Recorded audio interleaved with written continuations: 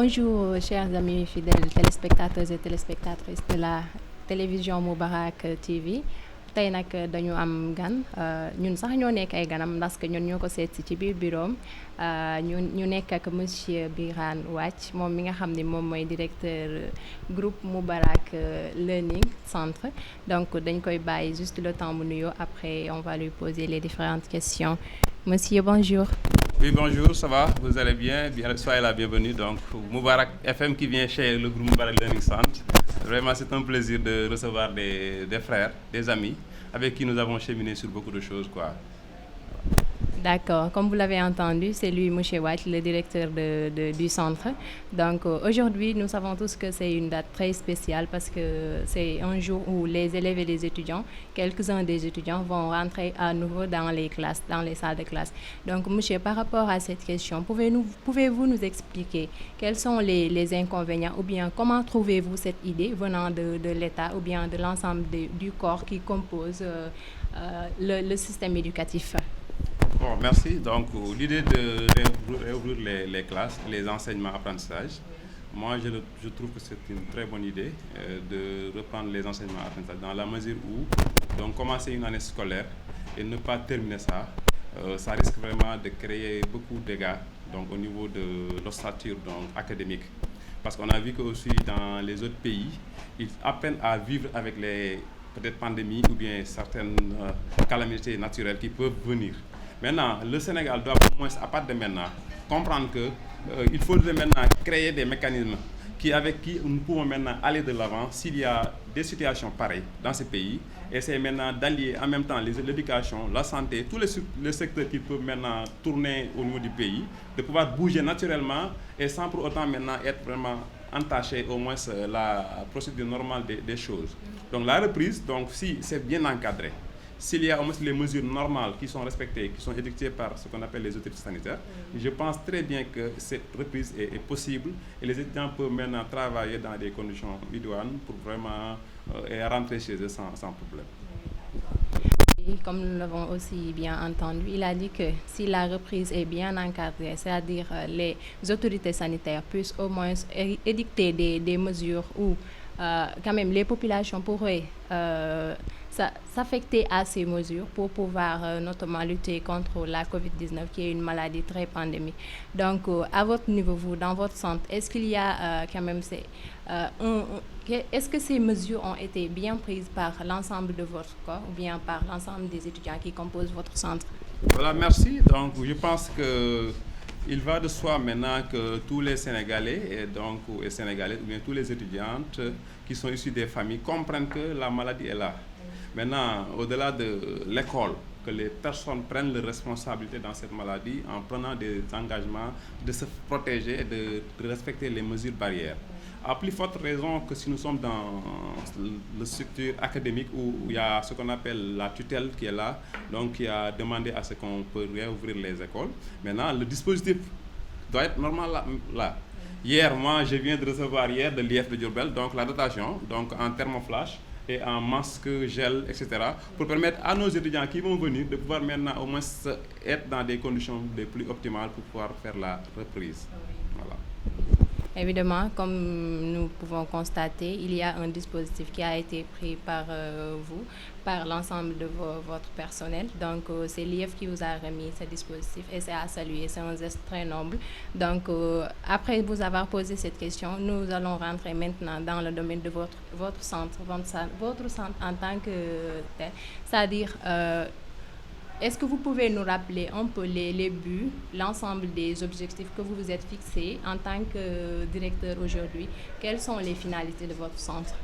Voilà, merci. Donc, vous me donnez l'occasion de dire que le promoteur de cette école de formation s'appelle Pape Modou Fall, qu'il a créé depuis 2008 et qui nous a mis devant donc, pour au moins se diriger l'école.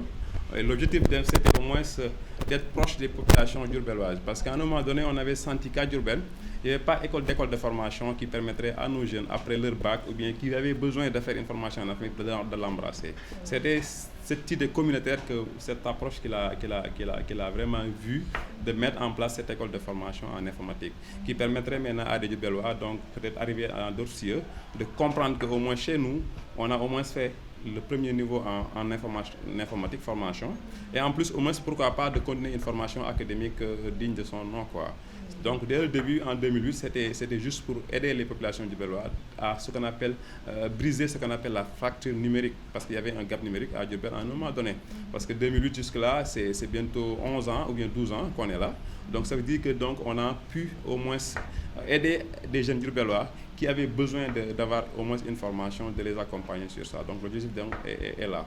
Maintenant, de fil en aiguille, on a compris que maintenant, il faudrait maintenant encore faire des innovations, créer d'autres type de formation qui va répondre aux besoins des demandeurs de formation. Et depuis lors, on essaie maintenant de faire aller, de gérer la situation, de créer, d'avoir un corps professoral, parce que tout à l'heure, vous me trouvez en train de renseigner un champ, c'est-à-dire des données que le ministère nous a envoyées tout à l'heure, qu'on doit au moins remplir, envoyer pour permettre que la cartographie de l'école est là. Donc, le dispositif est déjà mis en place pour le rassurer sur la reprise des enseignements, apprentissage. En quelque sorte, si je comprends bien, votre centre de formation a débuté sur les bases d'un centre qui évolue, c'est-à-dire qui fait évoluer des étudiants en termes de numérique. C'est-à-dire, aujourd'hui, nous sommes très frappés par l'ensemble les nouvelles technologies de la communication et voilà, donc vraiment, c'est un geste très noble. Donc aujourd'hui, on peut dire que ce centre de formation est là aujourd'hui et il est là pour les jeunes Diourbellois qui veulent suivre leur formation dans le domaine du numérique ou dans le domaine de l'économie et de la gestion. Donc vraiment, c'est très intéressant. Donc on va vous laisser au moins le temps de remercier tout le monde ou de donner votre mot à la fin. Ça a été un plaisir de vous rencontrer. Merci à vous. Voilà, merci. Donc, avant de terminer, donc, des partenaires qui sont là en train d'appuyer l'école. Donc, aujourd'hui, c'est le partenaire Moubarak donc TV qui est là avec nous, en train d'interviewer. Mais il y a d'autres partenaires qui accompagnent l'école. Il y a le centre de calcul informatique de Liberté Cheikh Anta Diop qui nous a permis, grâce à son administrateur, de pouvoir déployer des cours en ligne qu'on appelle Cisco Networking Académique. C'est-à-dire des étudiants qui sont à Diourbel peuvent faire des cours en même temps que les étudiants qui sont au niveau de l'Université Cheikh Anta Diop, au niveau du centre de calcul. C'est des cours en maintenance et réseau informatique. Ça permet de développer les compétences techniques de l'apprenant, donc tout en restant à Diourbel. Ça, c'est important. Et depuis un certain moment aussi, à ce qu'on appelle les partenaires financiers comme notre AFPT, comme le NFP, donc qui accompagnent aussi les étudiants dans la prise en charge de leurs apprentissages, donc en leur prenant quelques mois une partie de leur paiement d'apprentissage. Et ce que je salue, donc l'État vraiment doit au moins encore redoubler d'efforts dans ce sens, aider ces jeunes, parce qu'on a vu que dans des régions comme Diourbel, la situation socio-économique n'est pas tellement favorable pour les parents de pouvoir prendre en charge leurs apprenants. Donc il faudrait que l'État y mette les moyens encore pour aider ces jeunes à pouvoir maintenant au moins faire des formations qui peuvent être bénéfiques au niveau du Sénégal. Maintenant, pour remercier, nous remercions nos partenaires. Nos premiers partenaires aussi, ce sont nos collaborateurs avec qui nous travaillons tout le temps. Le corps professoral du groupe Moubarak qui sont vraiment toujours là, qui même dans des situations très difficiles comprennent que c'est ça, parce que vous venez, on vient de sortir de la Covid, on n'est pas encore sorti d'ailleurs, mais on va reprendre d'ailleurs, et pourtant ces éducateurs sont là, donc en train avec de se mouiller le maillot, passer normalement pas. Donc on les remercie du fond du cœur. Au-delà de ça, donc on remercie pratiquement aussi les autorités, donc comme je viens de le dire tout à l'heure, donc l'IEF, l'IA, tous les autres académiques qui aussi à leur tour nous associent dans leur projet. Également aussi il y a le projet APT qui est là, Sénégal, avec qui est un partenaire qui permet à des étudiants de pouvoir d'avoir d'autres approches, parce que ça c'est APT Sénégal, donc qui est intéressant, donc dans lequel donc les étudiants vraiment peuvent faire au moins plus de 10 modules de formation. Donc tout ça c'est des partenaires qui tournent autour et que nous remercions donc chaleureusement, quoi. On remercie également le promoteur Pape Modou Fall, donc qui a aussi eu l'idée de mettre en place cette école de formation ici à Diourbel pour le bénéfice des Diourbellois. Merci monsieur Birane. Donc ça a été un plaisir de discuter avec vous, d'échanger avec vous.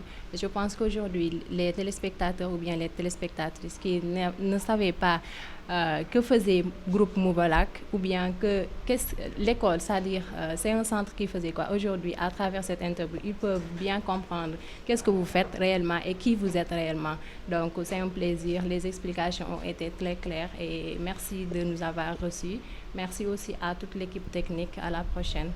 Merci beaucoup.